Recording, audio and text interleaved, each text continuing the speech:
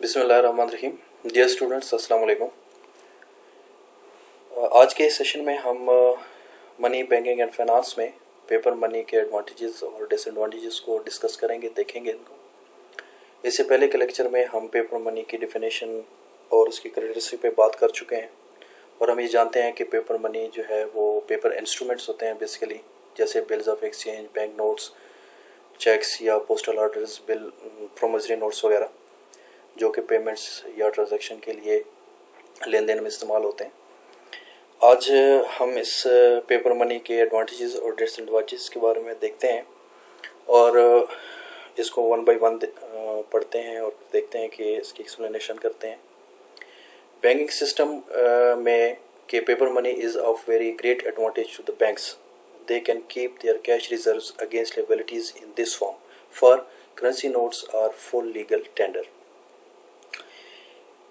कहते हैं कि जो पेपर मनी है ये बैंक्स के लिए डेफिनेटली एक अफदियत के हामिल है और ये बैंक्स जितनी भी हैं ये अपने लायबिलिटीज़ के लिए कैश रिजर्व्स इस बैंक नोट्स या करेंसी में रख सकते हैं इजीली, क्योंकि जो करेंसी नोट्स होते हैं वो फुल लीगल टेंडर है। फुल लीगल टेंडर से मुराद ये होती है कि ऐसी करेंसी के जो लाजमी तौर पर एक्सेप्टेड हो जब उसको पेमेंट्स के लिए पेश की जाए या ऑफर की जाए। चीप रेमिटेंस में money in the form of currency notes can be cheaply remitted from one place to another in an insured cover. दूसरा फ़ायदा इसका ये है कि आप आसानी के साथ करेंसी नोट को या इजीली और चीपली इसको एक जगह से दूसरी जगह रिमिट कर सकते हैं, बेच सकते हैं। तीसरा फ़ायदा कन्वीनियंट है कि paper money most convenient form है क्या जो मनी की, और आप आसानी के साथ एक बड़ी अमाउंट अपने पॉकेट में लेके जा सकते हैं, एक जगह से दूसरी जगह ट्रैवल कर सकते हैं। जैसे अब 5000 का नोट है, जैसे यहाँ पर मिसाल दी है, it's very risky to carry on 5000 in cash but not in notes. अब एक ही नोट आप 5000 का अपने जेब में रख सकते हैं और आसानी के साथ आप ट्रैवल कर सकते हैं। It possesses in a very large measure the quality of probability which a money material in a very large should have. In a very small bulk, it contain a very large value. Think of a currency note of rupees 5000। जैसे कि पहले हम बयान कर चुके हैं, convenient है, easy है to carry। चौथा फ़ायदा इकोनॉमिकल है कि पेपर मनी गवर्नमेंट के लिए कोई ऐसा कॉस्टली नहीं है, आसानी से इशू होती है, बनती है, as compared to another metallic money जो होती है। इसलिए देयरफॉर जो पेपर मनी है, ये करेंसी नोट्स हैं, are the cheapest media of exchange. If a country uses paper money it needs not spend anything on the purchase of gold और metallic coins. The loss which a country suffers from the wear and tear of metallic money is also avoided। Sorry, आप metallic coins बनाते हैं, अगर government बनाती है तो उसके ऊपर उसकी कॉस्ट ज़्यादा पड़ती है, उसको वेयर एंड टियर उसका जो होता है उससे अगर करेंसी नोट बनाते हैं गवर्नमेंट तो इसका एक फ़ायदा ये है कि उस वेयर एंड टियर से बच जाते हैं। पांचवा ये है कि इलास्टिसिटी है। Paper money is absolute elastic. Its quantity can be increased or decreased at the will of the currency authority.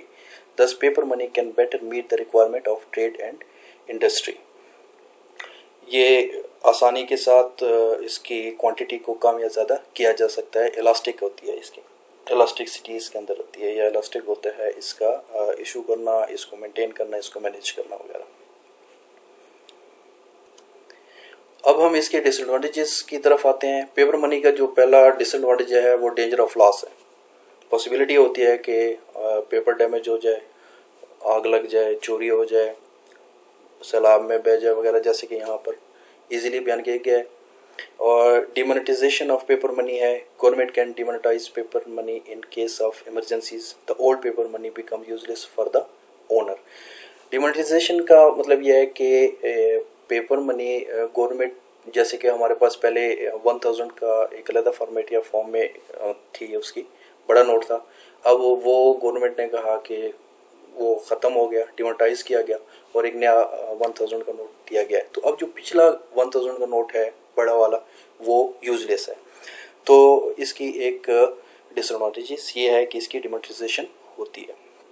Devaluation of currency as well. The devaluation of currency creates problems for the imports and the government.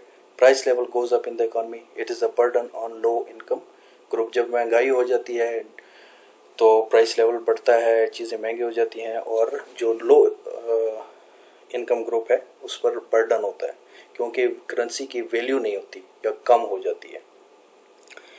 Less stability. There is एक point हम बाद में देखते हैं. Less stability. There is less stability of value in paper money as compared to metallic money. Sometimes it is over issued. People lose confidence and they like hold gold and silver. Stability का भी इसका issue होता है कि इसमें इसकी value कम ज़्यादा होती रहती है जिसकी वजह से समटाइम्स ये ओवर इशूड हो जाती है. ओवर इशू होने के बाद चीज़ें महंगी हो जाती हैं, महंगाई आ जाती है जिसकी वजह से डिवेल्यूएशन हो जाती है. तो उस वक्त लोग ज़्यादातर चूँकि गोल्ड को या सिल्वर को रखना पसंद करते हैं बजाय इसके कि करेंसी नोट्स को रखें या उसमें लेन देन करें, या चूँकि उसके ऊपर उसका कॉन्फिडेंस वगैरह पीपल लोगों का नहीं होता. Lake of durability. ड्यूरेबल भी नहीं होती, देर पाव भी नहीं होती इतनी. Paper money lacks the essential quality of durability of money. It can be easily destroyed and then it will have no value. जब ये ख़राब हो जाती है चूँकि ड्यूरेबिलिटी इसकी नहीं होती, जैसे आप पेपर वक्त के साथ साथ ग्रेजुअली उसकी ख़राब हो जाता है तो इसकी वैल्यू नहीं रहती. Local acceptance. Paper money is of no value outside the country of issue. जिस कंट्री का है, जैसे हमारे पास है, ज़रूरी नहीं है कि ये किसी और कंट्री में एक्सेप्टेबल हो, तो वहाँ पर जो गोल्ड या सिल्वर की कॉइन्स हैं वो एक्सेप्टेड हैं क्योंकि इसकी इंट्रिंसिक वैल्यू नहीं होती. तो इसकी जो एक्सेप्टेंस है वो लोकली होती है. ओवर इशू में है कि a serious drawback in paper currency is that it can be issued easily. There is always a danger of its over issue when the government is in financial difficulties. जब government की financial difficulties होती हैं, मुश्किलात का शिकार होती हैं, माली मुश्किलात का शिकार होती हैं, ओवर प्राइसिंग करती हैं, ओवर इश्यूज करती है जिसकी वजह से सर्कुलेशन ज़्यादा हो जाती है. और जब ज़्यादा हो जाती है तो क्या हो जाता है कि हमारे पास जैसे कि डिवेल्यूएशन हो जाती है करेंसी की.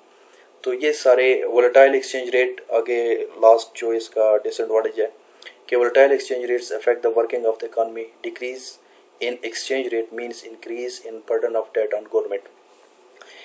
सपोज हमारे पास फॉरेन डेट्स होते हैं और जैसे कि आप जानते हैं कि सपोज अगर डॉलर किसी ज़माने में 80 का था, अब वही $1 165 का है.